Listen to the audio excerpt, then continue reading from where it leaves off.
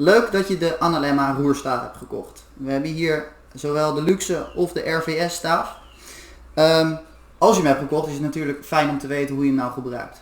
Op het moment dat je hem voorzichtig open draait, kan je hem met een gelijkmatige beweging omhoog eruit halen. Nou, natuurlijk kan je hem gebruiken voor gewoon een glas water.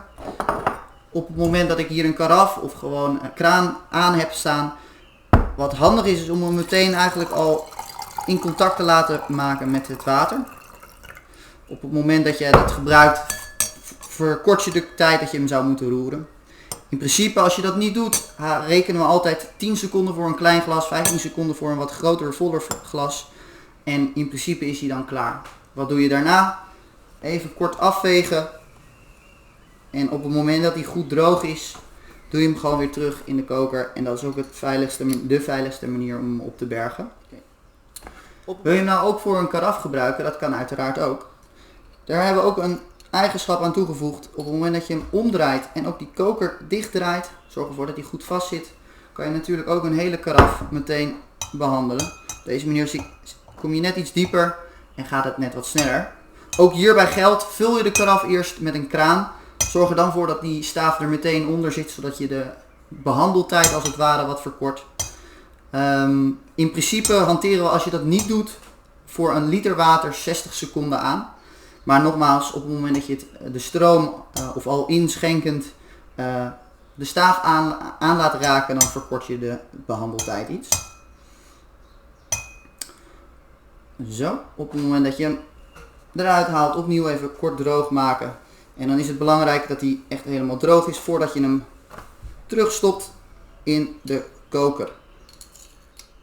Wat betreft schoonmaken, een veelgestelde vraag. Op het moment dat jij ook andere dranken gebruikt, zoals sapjes, melk, dat zijn andere dranken waar misschien wat vet in zit, dan is het handig om hem eerst nog even onder de kraan te doen. Gebruik daar lauw water voor, zodat het vet net wat sneller meegaat. Neem hem opnieuw, dan extra belangrijk, met een schone doek af.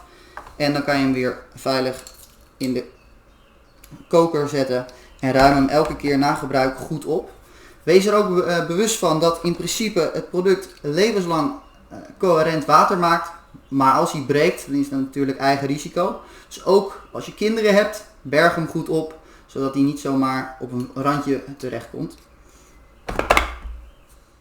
Een veelgestelde vraag die ik krijg is: hoe lang blijft mijn behandelde water nou goed? Het is goed daarbij om te vermelden dat Analemma water is ontstaan juist omdat we niet tevreden waren met de methodes van structuratie of behandeling die er al waren. Daarmee garanderen wij dat juist als je het behandelt, zelfs al staat het een jaar lang naast een wifi-router, blijft het die coherente structuur behouden, omdat het als het ware in die structuur op moleculair niveau wordt gedrukt.